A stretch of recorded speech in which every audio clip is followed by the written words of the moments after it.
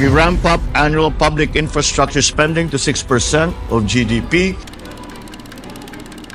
Philippines makes 500,000 barrels a day. So why are we still struggling? Gas prices keep rising. Power outages still hit homes.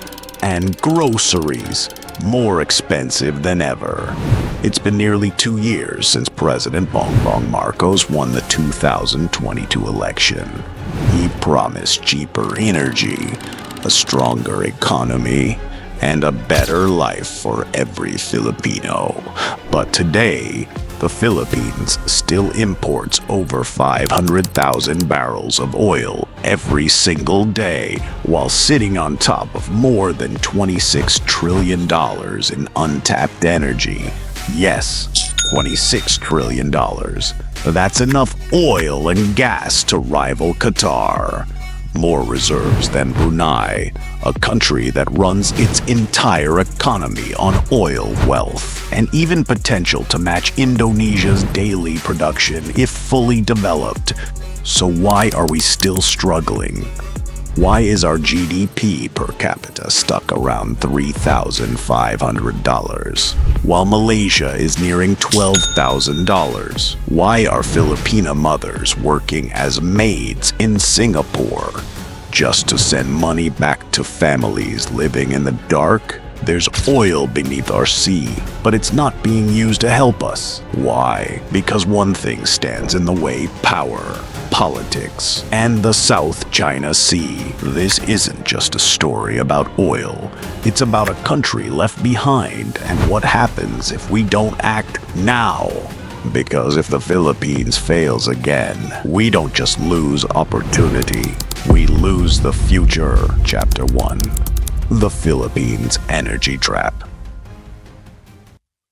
The Philippines burns more than 550,000 barrels of oil every single day, but we produce barely 9,000. That's not just a gap, that's a crisis. Every single day, billions of pesos leave the country just to keep the lights on, the cars running, and the economy breathing. We import oil, we import gas, and when global prices spike, we suffer first, we suffer hardest.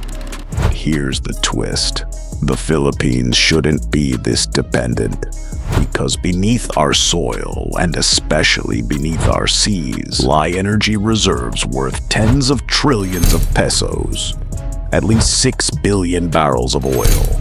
Enough natural gas to power millions of homes for decades.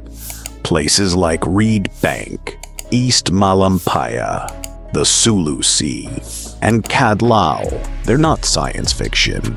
They're real, and they're ours. But year after year, decade after decade, these reserves remain untapped, while Malaysia powers itself with domestic oil.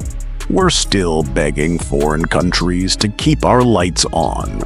And what do we get instead?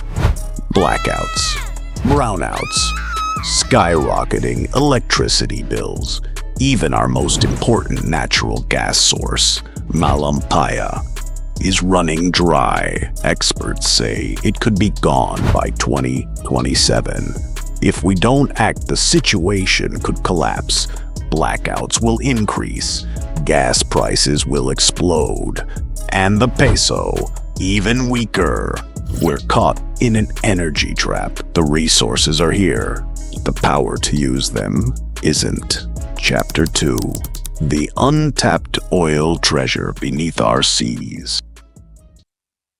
Beneath the blue waters of the South China Sea, the Philippines may be sitting on a fortune. Estimates suggest there could be over $26 trillion worth of oil and gas beneath these waters, making it one of the richest untapped energy zones on Earth. That's enough to rival Qatar, Indonesia, even Brunei, countries that built entire economies on energy exports, while we still import nearly everything. The most promising site? A place called Reed Bank just west of Palawan? Experts believe it could hold billions of barrels of oil and trillions of cubic feet of natural gas, enough to power our entire country for generations. But Reed Bank isn't alone. There's Cadlao, East Malampaya, Camago, and Newfields in Mindanao. Even the Sulu Sea and Sulu Sea show potential. So if the oil and gas is there, why aren't we drilling? Why are we still begging for fuel when our own backyard could be the solution? The short answer? Fear and politics. Because while these reserves lie within our exclusive economic zone, they also lie inside the world's most contested waters, where China, Vietnam, Malaysia, and others all make overlapping claims. And the one country standing in our way is the most powerful military in Asia. Chapter 3. The Chinese dragon at our doorstep. The biggest threat to unlocking the Philippines' energy wealth isn't technology, it's China. For years, Chinese ships have harassed, blocked, and bullied Philippine vessels, even in waters legally recognized as ours. Reed Bank. It's ours under international law.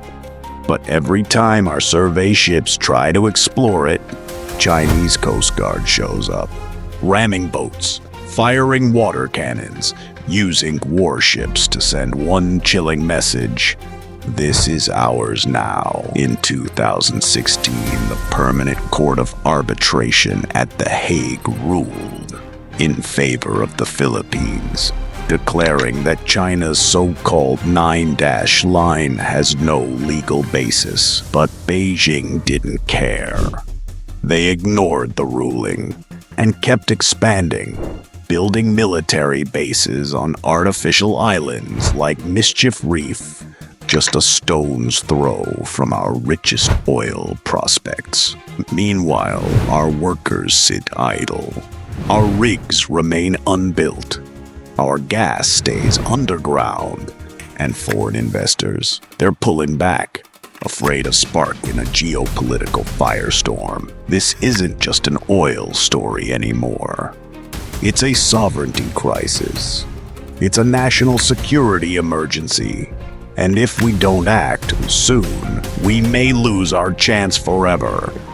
Because every year we delay, China digs in deeper. Chapter 4. The Philippines is running out of time. Malampaya, our biggest source of natural gas, is running dry. By 2027, experts warn it could be nearly empty. This single gas field powers over 3,000 megawatts of electricity, fueling the homes, businesses, and industries of Luzon, including Metro Manila. When it fails, blackouts, soaring energy bills, economic chaos. Already we've felt it. Higher transport fares, unstable internet, even flight delays due to power outages. A country in the dark, literally. So what's being done? The government is scrambling, reviving the Cadlao oil field, issuing new service contracts, and extending Malampaya's lifespan just to squeeze every last drop. Companies like Prime Infra and Shell are rushing to explore more. But all of this may not be enough, because exploration takes years and development even longer.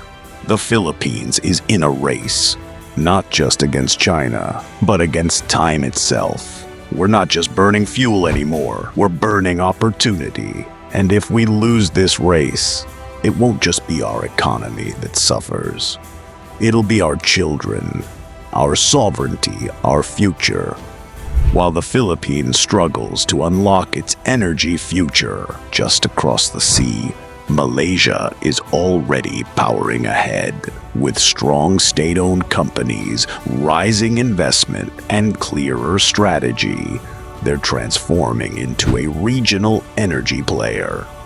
Who's leading that transformation? And how is Malaysia doing what the Philippines still can't? Watch our deep dive into Malaysia's long-awaited man who changed their destiny.